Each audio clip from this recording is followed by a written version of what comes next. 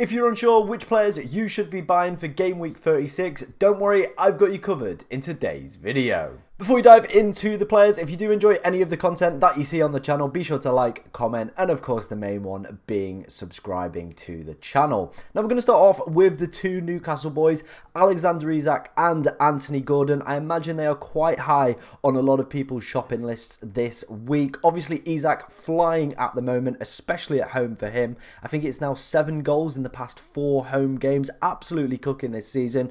As you can see from his past 5 game week data as well, 5 goals, very decent as well, putting up good underlying data as well to go with that, with the shots on target as well, and plenty of shots in the box. Newcastle as well are one of the highest teams for XG created over the past 5 game weeks as well, so you're investing in a good attacking unit with players that are performing well, and as a team as well are creating plenty of opportunities. The fixtures coming up as well are absolutely stupendous. They've got Burnley this week in game week 36, a team who are right down there in terms of XG conceded for the whole course of the season. Then they're playing Brighton. Brighton are currently yet to play in game week 35 as I am recording this, but again, prior to that, they've only had 3 wins this calendar year, only 2 in the past 10 game weeks as well. So not in good form as well. They are entering that bottom kind of category for XG conceded over the past 5 game weeks. Then obviously Manchester United, again, another team right down the bottom for XG conceded. And then Brentford on the final day, who pretty much have secured their Premier League safety, so won't be playing for too much on that day. Newcastle still could secure European football as well next season, so that game actually might matter for them. It might not matter to Brentford, so it could very easily be, you know, a little bit of a kind of demolishing job, but we'll have to see what kind of situation we're in at that point. But I definitely think Isak is a must-have up until the end of the season. He is absolutely flying. Some stellar fixtures coming up. Newcastle's attacking data is brilliant as well, and his data is cooking as well. Moving on to Anthony Gordon now.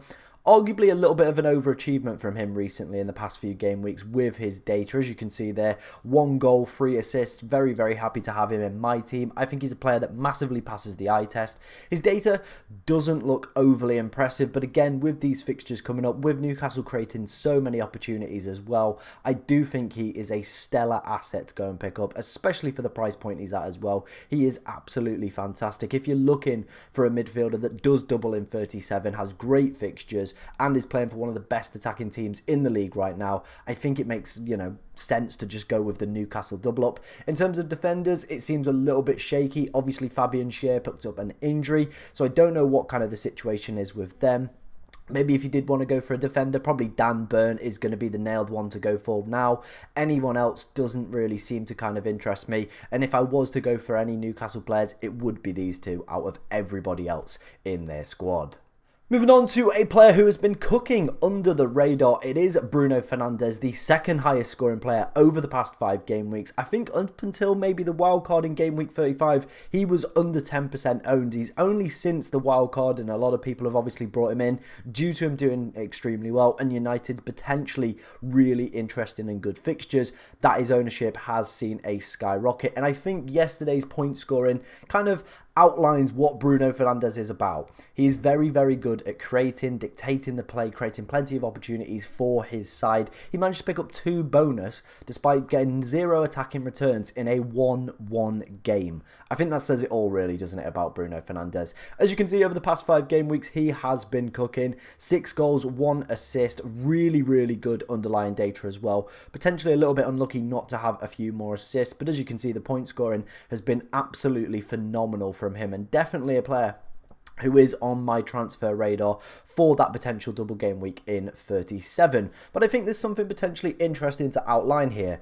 Manchester United are not a good team at the moment. They're not, are they? Let's not beat around the bush. They're not the best team. They're not good defensively. Attackingly, they're not the worst, but again, they're still not up there in terms of the top teams for XG created.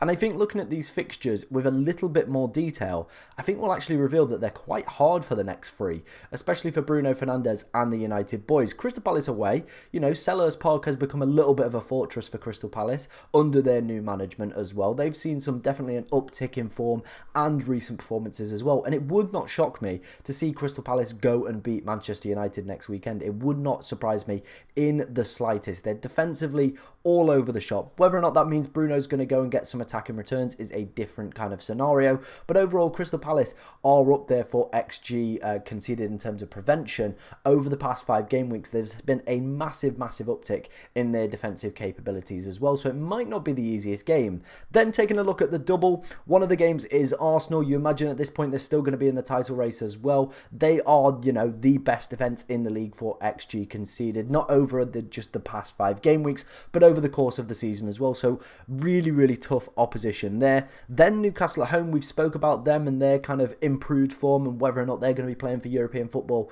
come that second game in game week 37 as well. The outstanding performers they've got up front as well. Massive shout out to them like we did in the last section.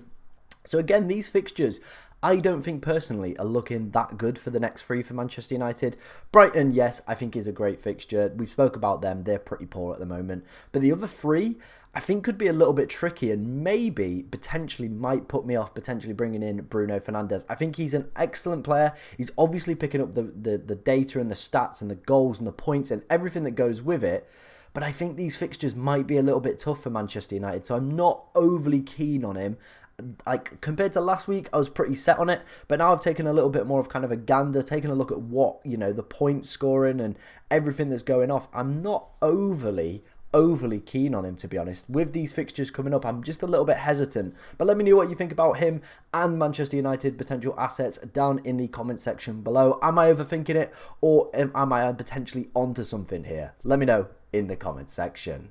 And finishing up today's transfer targets video, we're going to take a look at the Chelsea boys. Obviously some very strong fixtures coming up for them. A double game week in 37 as well. So a lot of people probably going to be loading up on Chelsea assets. Obviously Cole Palmer, I feel like it goes without saying, should be an absolute essential in your teams. I feel like most people are going to have him as well in their side already. So I don't want to waste too much time talking about Cole Palmer and his ability because we all know what he's capable of. We all should have him in our side as well, especially with that tasty double game week of Nottingham Forest and Brentford in 37. He, again, could be a potential captaincy option that week. Even in game week 36, he could also be a potential captaincy option as well. West Ham, one of the worst defences over the past 5 game weeks for XG conceded, and you could see a team like Chelsea that are creating plenty of opportunities up there in the XG created chart, absolutely feasting against a poor West Ham side, and you imagine Cole Palmer could be one of the beneficiaries of that. So again,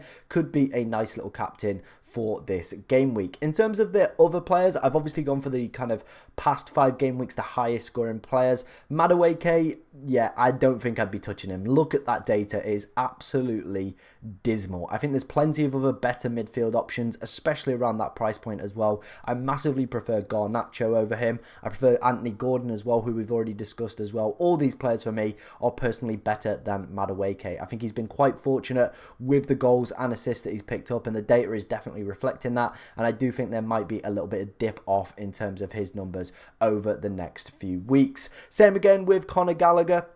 Obviously, he picked up a goal and an assist last night. Chelsea do have another game in game week 35 to go. So, you know, just be careful with bringing any of these players in that, you know, you make sure that they pass that game first and are fully fit and available. But again, a player I probably would not be looking to bring in. I think with the Enzo Fernandes injury, it might potentially see some change in their formation and system and might see a reduce in potential attacking returns for Conor Gallagher again.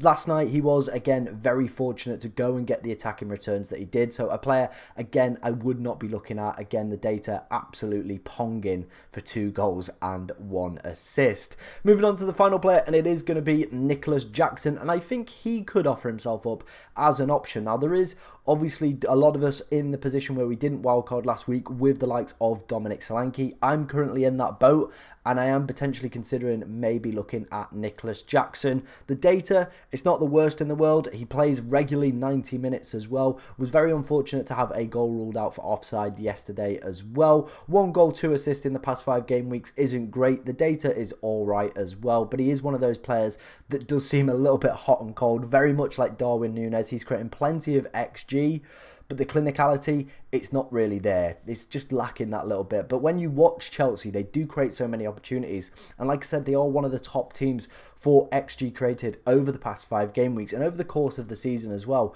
So I think if a player like Nicholas Jackson can find his finishing boots, he could be a great asset to end the season with. In terms of the fixtures as well, I think it's worth analysing these. West Ham, we spoke about, one of the worst teams for XG conceded over the past 5 game weeks. Nottingham Forest in a relegation battle as well, so they'll need as many points as possible. So it might open them up if Chelsea go 1-0 up. They've got to go and chase the game. That could completely, change and open the spaces up for Chelsea. Obviously, Brighton as well. We spoke about their poor offensive and kind of team general record over the past even longer. The past calendar year has been absolutely abysmal from them as well. So again, another team, I think that double Chelsea could do exceptionally well out of. And then Bournemouth on the final day, they will have already secured their Premier League status. Well, they already have secured their Premier League status for next season as well. So might be on the beach. There might be the potential that Chelsea could go and demolish them at home, finish the season strong. You never know. They always seem to concede as well. Not one of the best defences in the league are Bournemouth. But let me know, have any other Chelsea assets aside from Cole Palmer potentially tickled your pickle? Let me know in the comments section. If you've got any questions about your team as well, get them in, as I will try to answer as many as I possibly can. But thank you very much for watching today, ladies and gentlemen, and good luck this game week.